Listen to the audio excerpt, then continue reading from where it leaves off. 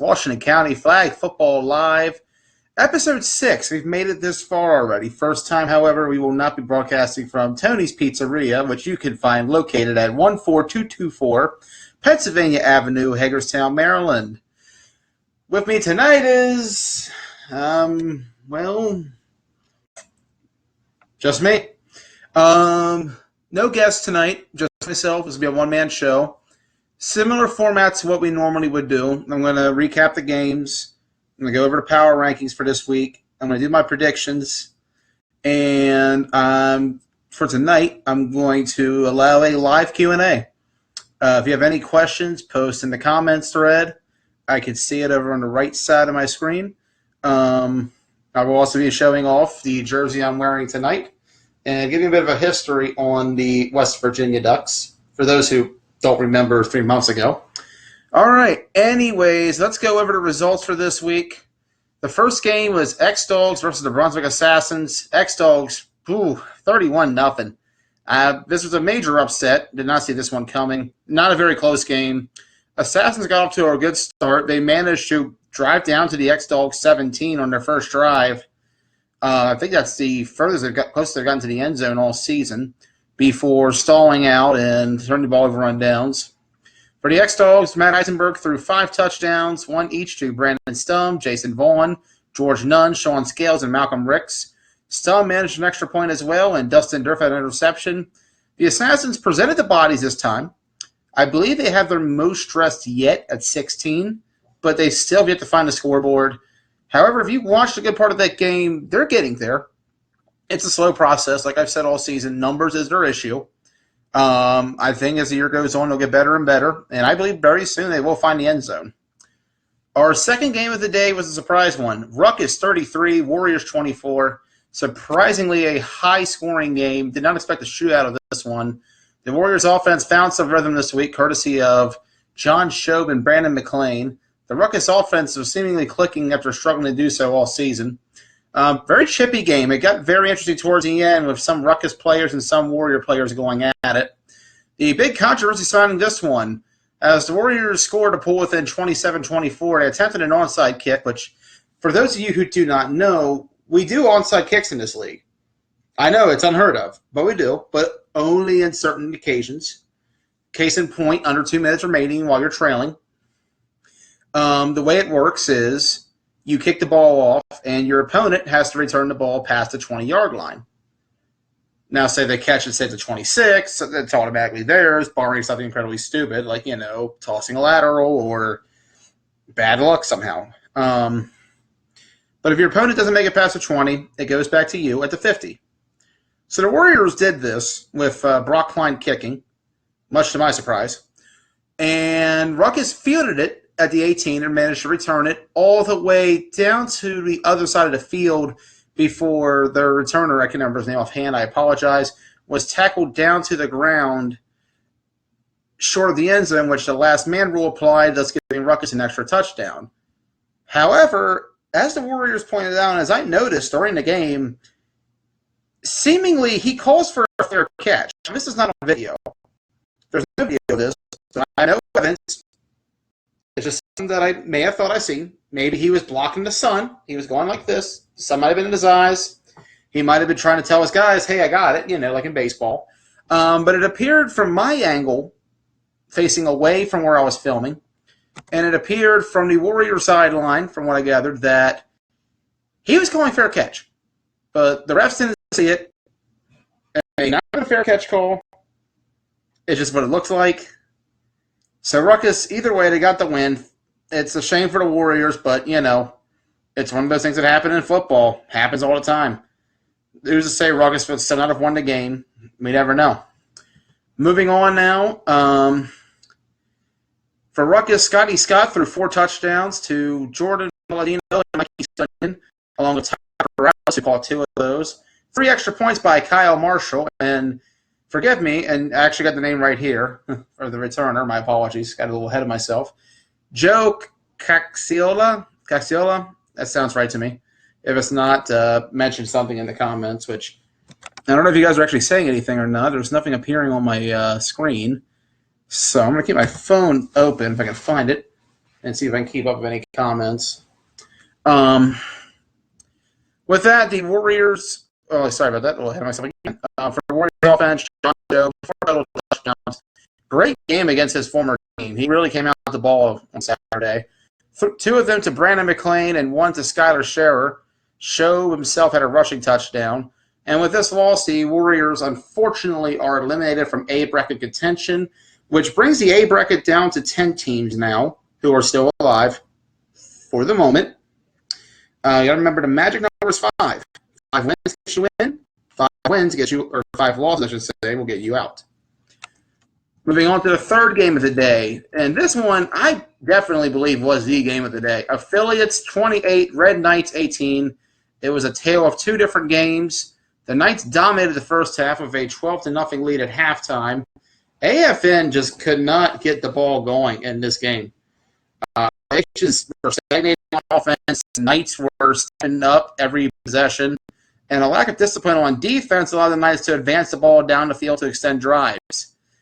However, the second half, a bit of a different story. AFN took over behind a dominant defense and a high-octane passing attack, outscoring the Knights 28-6 in the second half.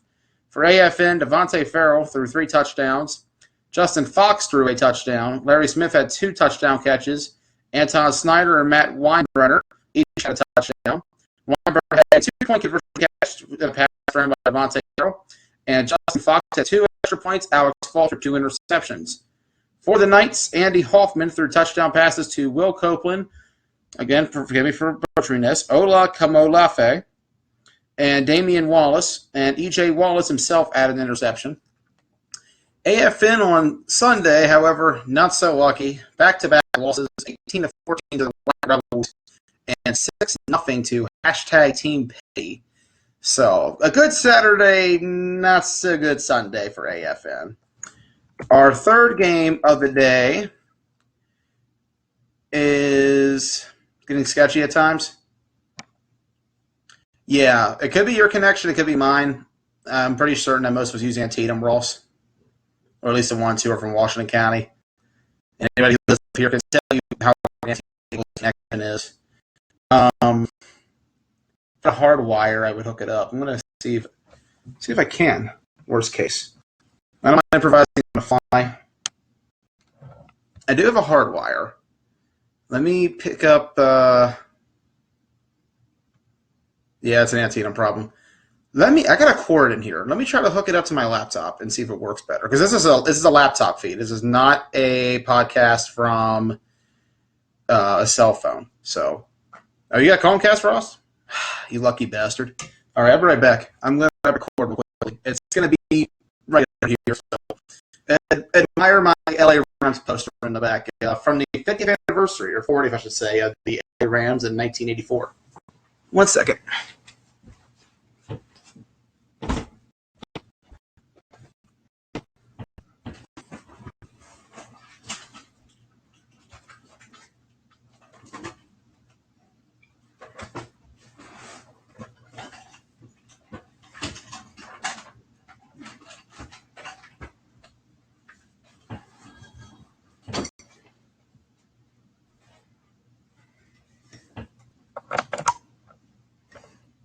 See.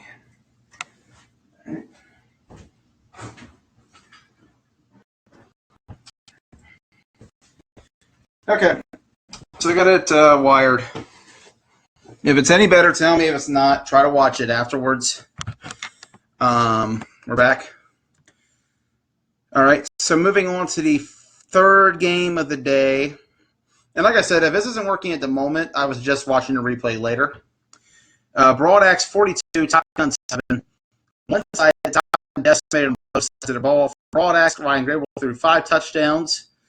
Isaiah Keys had 2 touchdown receptions. Jameer Bennett had 1. Burnett, sorry. Jimmy Meadows had 1 touchdown reception. Joey Such had a touchdown and reception and a rushing TD. Leaky Luciano returned an interception for a touchdown. Jazz Keys and Isaiah Keys both had interceptions. 6 extra points for Broad Axe in this game. Converted. Very well done, gentlemen. For Top Gun, Ricky Miller, threw a touchdown pass to Robbie Williams. Our final game of the day, TMT 26, the program 8. Program absolutely pulverized by TMT. TMT introduced yet another quarterback into the multi-QB system. The program scored late to make it a little closer. Very much a snooze for the game. Listen to my commentary. It was just all TMT, just one-sided. Program has had a rough season. I'll get to that in a minute. But TMT showing why they're number one with this win. For TMT, Chris Boone had 2 touchdown passes, one to TJ Williams, one to Richard Myers. Chuck Boyd had a touchdown pass to Richard Myers. CJ Hall had a pick 6, 1 interception by Jacob Mitchell. And Bryce Weatherholt, had 2. For the program, CJ Owings, I believe in what is his debut, had a touchdown pass to Delonte Lloyd. Roland Renner had a 2-point conversion reception, and Cortez Boyce had an interception. And with that, TMT, I know, Brock.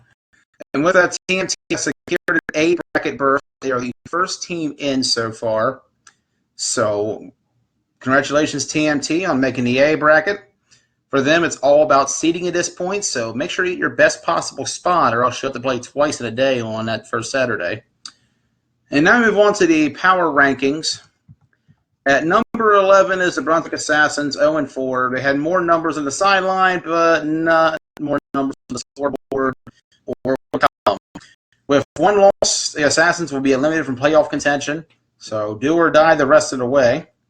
At number 10 are the Warriors, 0-5. The offense finally clicking, 24 points is the franchise record.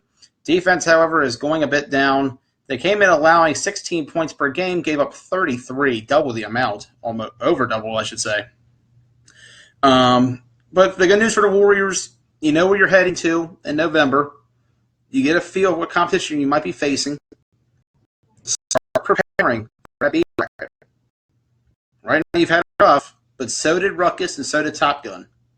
Now's the time to get ready for that championship run. Number 9 were the GA Spartans, 1-3, Greencastle Antrim. They were off this week, but they will return Saturday to face Broad Axe. At number 8 is the program, 1-4. Again, they could not get the ball moving. Defense just dominated all around. This is not the team I expected. I'll have a lot more next week to say when we do our midterm report. Number 7 is Top Gun, 2-3. They were just annihilated on both sides of the ball. Broad Axe came into mission, and they beat down Top Gun with relative ease. Number 6 is Ruckus, 2-1. The offense finally came to life with 33 points. The defense took a step back, allowing the Warriors to score their most points in franchise history. Number 5 is the X-Dogs. The Dogs struggled early. They almost gave up a touchdown to the Assassins, but took total control after the opening drive. Number 4, the Red Knights, 3-1. An amazing first half. They just gave it to the affiliates. The offense was efficient and played a great game in the first half. Defense just dominated. Like, this was, I've never seen a more bipolar game than this one.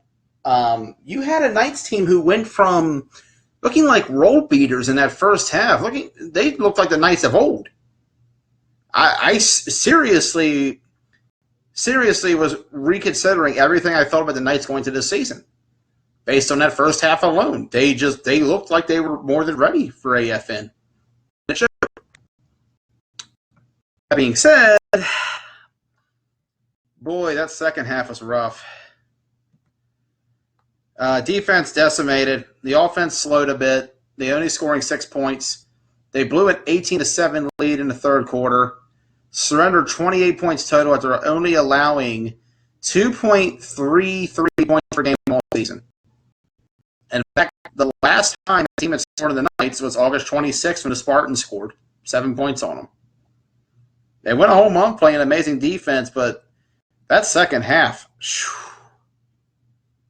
I don't know. I can't say what happened. They just took control. Number 3 is Broad Axe, 4-1. They returned to form against Top Gun. They only dropped due to the affiliates beating undefeated Knights team. It was inevitably going to happen no matter what. I decided just to do it this week instead, just, in case that affiliates and Knights ended up being a tie, which we haven't had that in 3 seasons. Trivia question for anybody watching. When was the last tie in the Washington County Flag Football League? Your answer somewhere in the comments, and I'll respond whenever you answer. For Broad Axe, one more win means another A bracket appearance. They will have a chance to do that Saturday against the GA Spartans. Forgot to mention the program is one loss away from B bracket play, so we'll see what happens. One's going to be in, and one will be out come this Saturday for the looks of it. Number 2 is the affiliates 3-0. Awful first half, held about a touchdown, and just too many boneheaded plays. Like, my goodness gracious. I seriously thought that sideline was about to just collapse sitting on the field watching because it just seemed like they had zero control of what happened. Just arguing, shouting, a lot of calls against the officials, which that's give or take, neither here nor there, it happens. But they were flustered. They didn't seem like the number 2 team in the league. They just did not seem ready for this game. Amazing second half. Oh, my God. That offense exploded. It just poured it onto the Knights. Defense dominated. Late interception secured the game. This was just a significantly better team in that second half. It just blew my mind how different it was. Like I said, Knights affiliates was a very bipolar game. You had a first half where the Knights were just kicking their ass, and then the second half, the affiliates just like, bang, threw a haymaker, a couple punches, and then finally the interception to knock out the Knights. Number 1, of course, who else but TNT. 5-0 on the season. They pounded the program. That game was not close at all. The offense is continuing to baffle other teams. And the defense, they're dominant, they're tough, they're physical, they're fast. I gotta say, TNT has too much talent right now. And yes, Ross, spring 2014, can you name who the game was? I'll give you a hint. One of the teams still plays under that name today. The other one evolved from that team.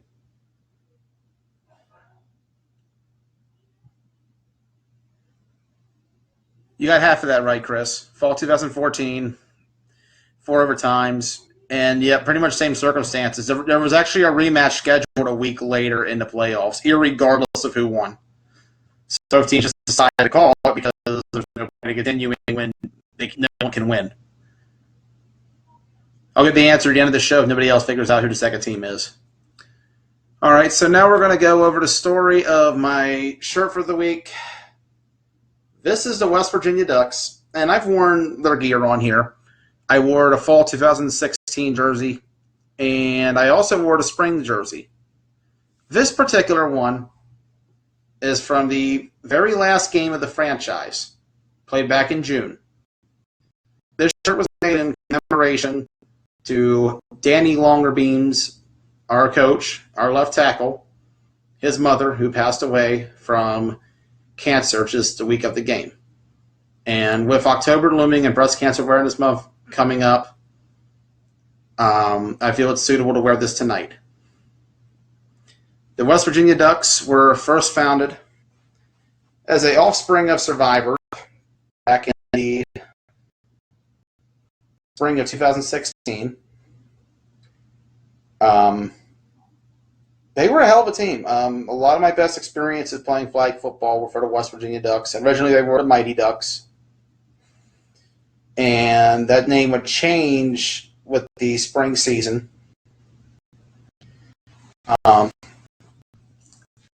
They had a lot of talent in that first spring. The offense was explosive. I actually did the stats on them. We were third in the league in scoring offense. But defense was the problem. And then the next fall came up, and it seemed like we were poised to make a run. We had the offense. We just had to get the defense retooled. Well, we improved the defense, finished third again in scoring defense, only for the offense to go down because our quarterback, Ethan French, could not be available for that season. And that really hurt the team. Like, we were good. It's just like the problem was we just could never get down to the playoff game. We started Steven Renner of Ruckus as our quarterback for that Ruckus game last fall. Steven never played quarterback on any sort of level. That was the first time he ever had any reps at Q. We scored 21, but Ruckus scored 22. And that win was what helped catapult Ruckus to their B-Bracket championship. Then back in the spring, we had our best season ever, 4-5. But a deceptive 4-5. That team easily could have been 7-2. Just too many close losses down the stretch to Ruckus, Market Street, and the Knights.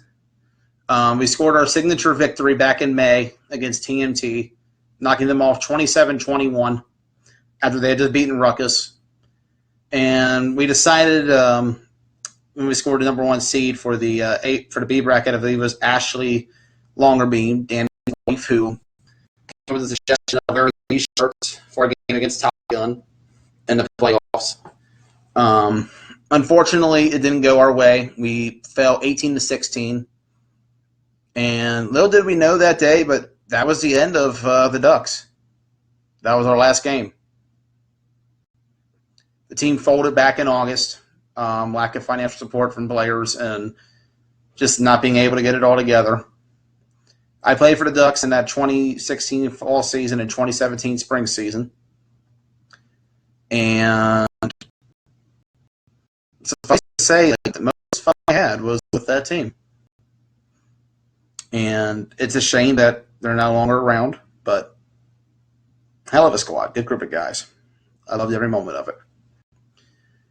Down to 1 jersey for next week, and it's going to be the golden one. It's, if you all remember, Survivors. I'll be wearing a Survivor jersey for next week. I'll tell you some Survivor story.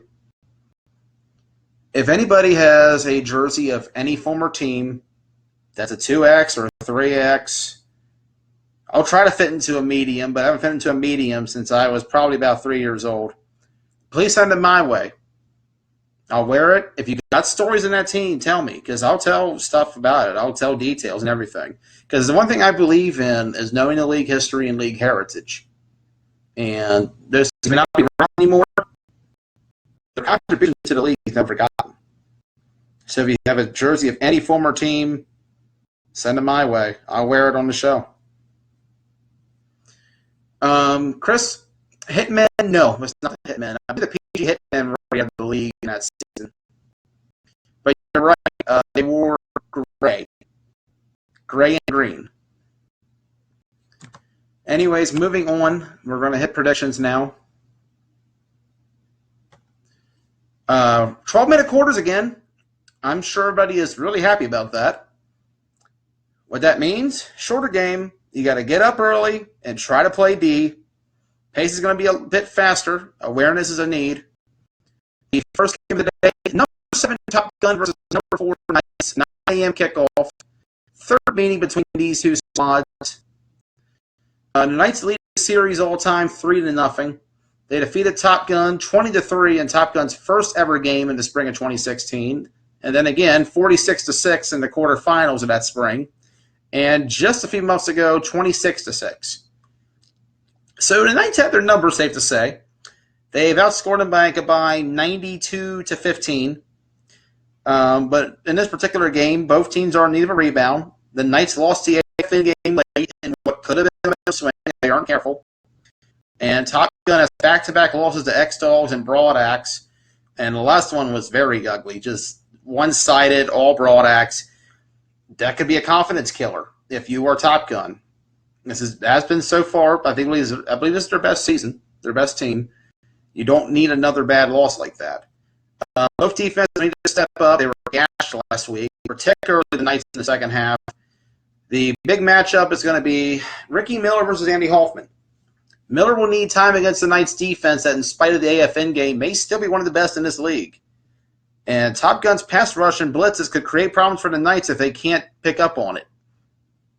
You got and the big thing with Ricky is he's got his mobility. He can go lateral, he can go forward, he can go backward. And he can step up, but he's a big target, so that's going to be very key if you are Top Gun.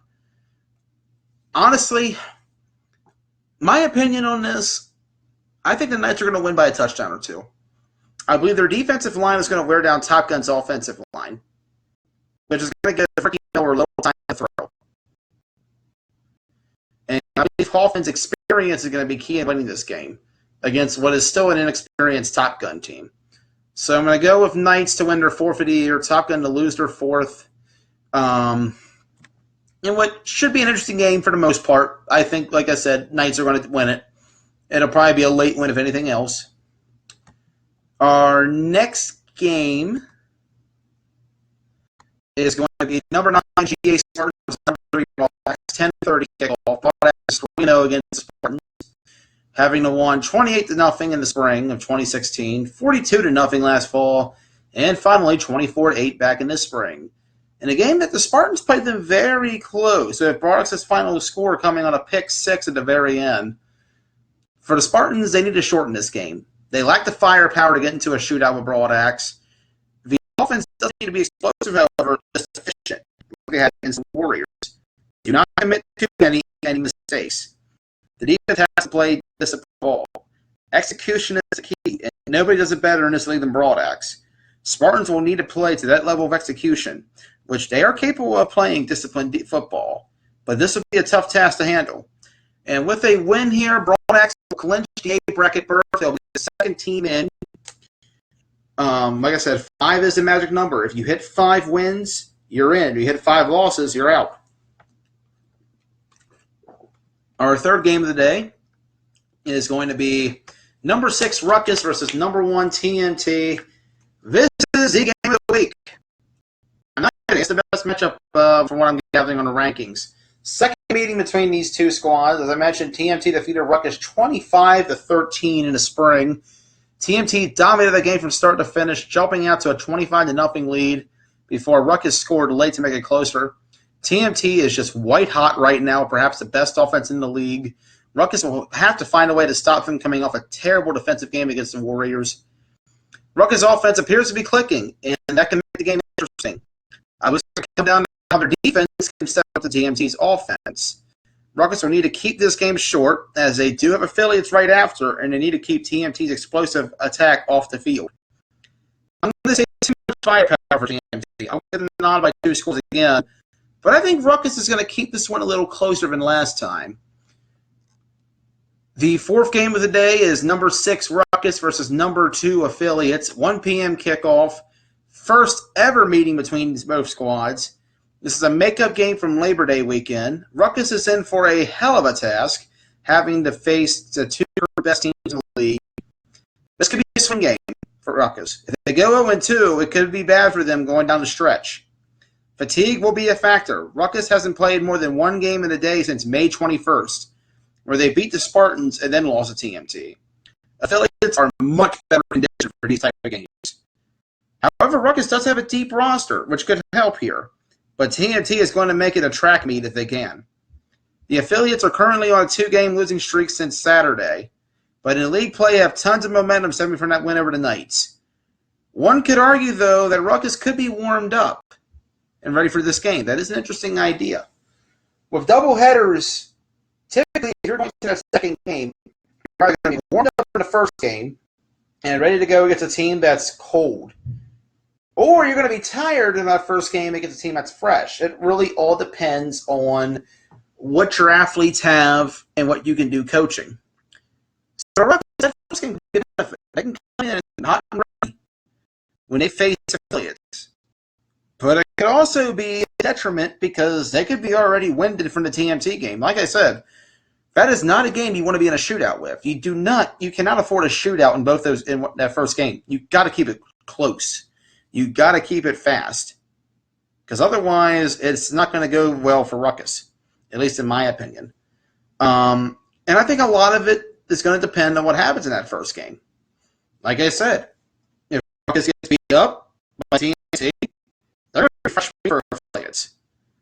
But if Ruckus kept it close, maybe they won the game, maybe it was short enough that they were fine, this could get interesting. We'll see. I'd say affiliates by a score if they played this first, but with TMT game, I could see affiliates winning by 2 to 3 touchdowns. I feel like there's too much talent on this team. Our number 5 game of the day is number 11 Brunswick Assassins versus the number 2 Affiliates. First ever meeting between both squads. Affiliates might be a little tired after Ruckus. The death is so insane that I think it matters, to be honest. The Assassins need to keep this short and sweet. They just don't have the talent or numbers to beat this team. Affiliates, I'm not going to lie. I'm going to throw some shade here. I try not to. I try to be the impartial guy. I try to be the nice guy when I do this show. On commentary, if you ever notice, there's times where I'll just be a total smartass. I feel like Affiliates could trust their third string and they'd still win by 3 scores. I'm not kidding. This is a mismatch. The Affiliates are on a coast. It may not be by much if they choose to just get out of Dodge and prepare for games the next day in the Mid-Atlantic Flag Football League. It all depends on what they do. I mean, they do got to play 2 more potentially the next day. So they might just say, you know what, take a 7-0 lead, play defense, and go home. Have the ball for both halves and go home. Or they could just pile it on and on and on. We'll see. With a win in both Assassins and Ruckus, the Affiliates will clinch an A bracket spot. If the Assassins lose, they are eliminated from A bracket contention. So a lot of shakeup this weekend, potentially. Like I said, Affiliates, big. No slight against Assassins, but the Affiliates are just too good right now. The final match of the day is number 10 Warriors versus number 8 in the program. 3:30 kickoff, third meeting between both squads. The program has just owned the Warriors. 36-6 last fall, 40-0 in the spring, a combined 76-6. However, the program seems like they're in free fall right now. The offense can't do anything, and the defense is getting worn down of each passing game. The Warriors seem like they might get it together. The offense can move the ball. However, the defense seemingly has taken a few steps back. You got to think 20 points given up to the Spartans and 33 Ruckus. Not looking good. The program is trying to stay alive for the A bracket, but a loss here will eliminate them. Warriors, like I said, they're out of contention. They're just trying to prepare themselves for that B bracket. Key matchup is going to be Warriors defense versus Program's offense. Both were bad last week. Warriors gashed. Program just hit the wall every time. Something has got to give. Either the program's got to score or the Warriors got to get a stop. Whoever wins that battle is going to be the winner of this game. If the Warriors have a strong defensive performance and they shut down the program's offense, they win. If the program scores points on the Warriors, the program wins. I just feel that's the direction it's going. I do feel like, however, the Warriors are playing better team right now. Similar, there's a little bit of dysfunction going on this first couple of weeks. That seems like it's going away. While the program seems to be in disarray, 4 losses this season. They're already this close to being eliminated from A bracket contention for what was a preseason number 14. I do feel like, though, they have superior athletes, so this could go either way. I think the program will win in a nail-biter. Perhaps a lower scoring game, maybe like a 21-14. This team should be better than 1-4, but it's hard to say. I wouldn't be shocked if the Warriors won. They were just as good, possibly better, but honestly, I'm leaning towards the program to win this game. So there's my predictions. Knights, Broad Axe, TMT, Affiliates ×2 in the program. Any questions still to come? Anybody? I'm fielding it. I'm on right now. For what's worth, the answer to the trivia question earlier was Ruckus versus Nighthawks. 2014, final week of the regular season. Ruckus won that game, Ruckus Nighthawks tied that game 26-26. There was about 4 overtimes. This just ended. It didn't matter. The winner, no matter what, was playing the loser the next week. So might as well take that as practice and get ready for the more important playoff game. If anybody can find a Nighthawks jersey for me, that'd be great. Wouldn't mind to have this in my collection.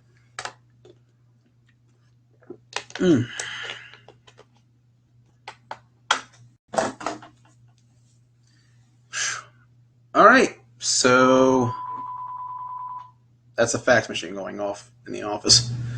That about wraps it up for this week. Next week's going to be a different kind of episode.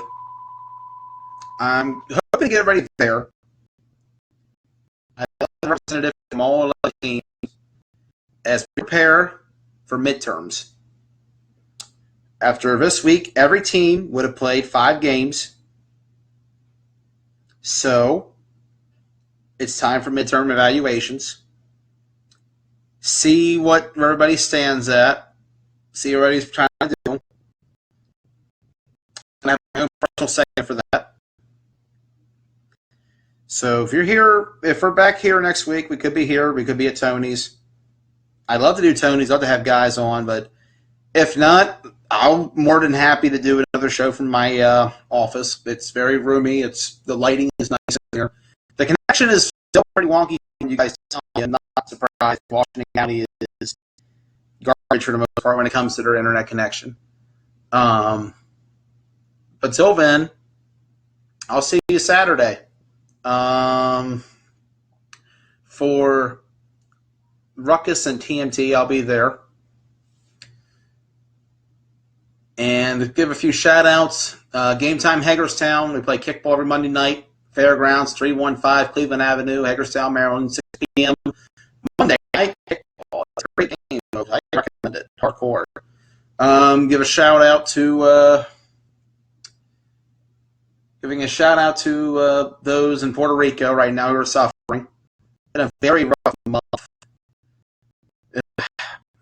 I'm just thinking about it. Hopefully things can get better for them down there. Also want to give a shout out that October is Breast Cancer Awareness Month for those who care to donate and those who fight cancer. I gladly will say, and I usually don't try to curse on the stream, but, you know, fuck cancer and everything it stands for. On that note, we're finished for the night. Washington County Flag Football League plays every Saturday at Marty Snook Park. Games are at 9 a.m., 10:15, 11:30, 1 p.m., 2:15, and 3:30. So we're up to Marty Snook for a fun football frenzy. Good night, everyone.